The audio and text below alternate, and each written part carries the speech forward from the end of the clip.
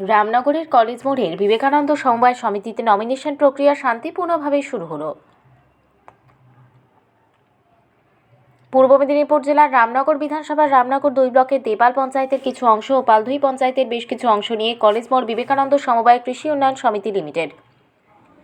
এই সমিতি এবার দেপাল পঞ্চায়েতের 3টা মৌজা গৌরাঙ্গবার, শিকরবার, আকুলবার এবং পালধুই পঞ্চায়েতের 2টো মৌজা মাধবপুর এবং সাবিত্রাপুর। আজকে 27শে আগস্ট নমিনেশন এবং 22শে সেপ্টেম্বর ভোট গ্রহণ। মোট সদস্য সংখ্যা প্রায় 1500 জন এবং ডেলিগেট 62 জন। এর মধ্যে দেপাল পঞ্চায়েত থেকে 10 জন এবং পালধুই পঞ্চায়েত থেকে 52 জন। এই দিন কলেজ মোড় বিবেকানন্দ কৃষি উন্নয়ন সমিতি লিমিটেডের নমিনেশন প্রক্রিয়া শান্তিপূর্ণভাবে শুরু হলো। সকাল 10টা থেকে প্রশাসনের উপস্থিতিতে নমিনেশন প্রক্রিয়া শুরু হয়। যেহেতু এলাকার সমিতি নির্বাচন বেশি, লোকের ভিড় জমলেও গণ্ডগোলের কোনো অভিযোগ পাওয়া যায়নি। নমিনেশন প্রক্রিয়া শান্তিপূর্ণভাবেই চলছে। উপস্থিত হয়ে রামনগর বিধানসভার বিধায়ক অখিল গিরি বলেন, না, আমাদের বিবেকানন্দ সমবায় সমিতির নির্বাচন হচ্ছে।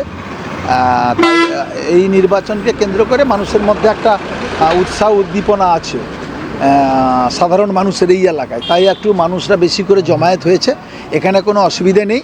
শান্তিপূর্ণভাবে আজকে মনোনয়নপত্র তোলা হচ্ছে। পরবর্তীকালে যারা মনোনয়নপত্র লাইন করে দাঁড়িয়ে সবাই নিচ্ছেন মনোনয়নপত্র, তো তার জন্য এখানে শান্তিপূর্ণভাবে মনোনয়নপত্র তোলা কাজটা আজকে নির্বিঘ্নে হবে। কোনো অসুবিধা নেই, কোনো অশান্তি হবে না। বেশি মানুষ একটু জড়ো হয়েছে ঠিকই, কারণে এই এলাকার সমবায় সমিতি নির্বাচন বহুদিন পরে নির্বাচন হচ্ছে, তো তাই অনেক মানুষ এসেছেন। কিন্তু এই পর্বটাই আজকে মনোনয়নপত্র তোলার পর্বটা শান্তিপূর্ণভাবেই হবে। দলের সমর্থিত প্রার্থীরা জয়ের ব্যাপারে কতটা আশাবাদী?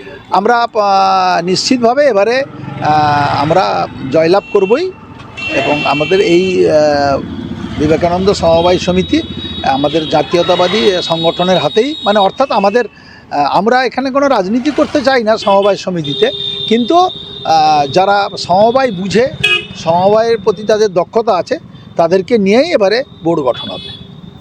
দেপাল অঞ্চলের প্রাক্তন প্রধান তৎসহ রামনগর 2 পঞ্চায়েত সমিতির সদস্য অনুপ কুমার মাইতি সংবাদ মাধ্যমের মুখোমুখি হয়ে বলেন, বর্তমান 62টা সিট ছিল, এখনও অবধি 84 জন নমিনেশন করেছে। তবে আমরা যেটা অনুমান করছি যে সকল নমিনেশনগুলো হয়েছে সেগুলো বেশিরভাগই মানে আমাদের সঙ্গে সহমত পোষণ করেছেন যারা, তারাই করেছেন। এবং এখানে ইন্টারেস্টিংভাবে হয়েছে, পালধুই অঞ্চলে যারা আগে বিজেপি করতেন তারাও মমতা বন্দ্যোপাধ্যায়ের আদর্শে অনুপ্রাণিত হয়ে, যদিও এই সমবায় সমিতি ভোটে সিম্বল থাকে না, তবু একটা মোর্চার হয়ে আমাদের সাথে লড়াই করছে। বিরোধী বলবো কী করে, ওরা তো আমাদের সাথে আছেন। এখন আপনারা তো সবাই জানেন পালধুই অঞ্চল কেবলমাত্র নিয়মের বেড়াজালে আছে। কারণ আপনারা জানেন পালধুই অঞ্চলে কিছুদিন আগে একটা মিটিং হয়েছিল যেখানে প্রধানের পক্ষে মাত্র 4 জন, বাকি 17 জন অন্যদিকে। স্বাভাবিকভাবে আমাদের সঙ্গে যারা আছে তাকে আমরা তো বিরোধী বলবো না, তারা এমপি নির্বাচনে এবং পঞ্চায়েত নির্বাচনে বিরোধিতা করেছে। কিন্তু মানুষ বুঝতে পেরেছে, বাংলার উন্নয়ন বুঝতে হচ্ছে। আজকে নবান্নে কী হচ্ছে, নোংরামি হচ্ছে, বাংলাকে অশান্ত করার চক্রান্ত হচ্ছে। তাই স্বাভাবিকভাবে পর্যাপ্ত পুলিশ আছে, প্রশাসন অতি সক্রিয় এবং শান্তিপূর্ণ সহাবস্থান। রবীন্দ্রনাথের যে বাংলা, এটা আজকে বোঝা যাচ্ছে পরিষ্কার সুন্দর, যে সত্যি এত সহাবস্থান। বিবেকানন্দ কৃষি উন্নয়ন সমবায় সমিতি। কতটা সিটের মধ্যে লড়াই? 62 সিট।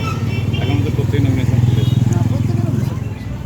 আমরা যা অনুমান করছি সবই মমতা বন্দ্যোপাধ্যায়ের আদর্শে অনুপ্রাণিত মানুষজনেরা, একই সমভাবাপন্ন, সমমানসিকতার সঙ্গে সম উন্নয়নের জন্য যারা এক ছাতার তলে আছেন তারা আছেন আমাদের সাথে। না, আমার ডেফিনেশন। আমি অনুপ কুমার মাইতি, ব্লক তৃণমূল যুব কংগ্রেসের সভাপতি, রামনগর। রামনগর থেকে নিজস্ব প্রতিনিধির রিপোর্ট, ডিএন আপডেট।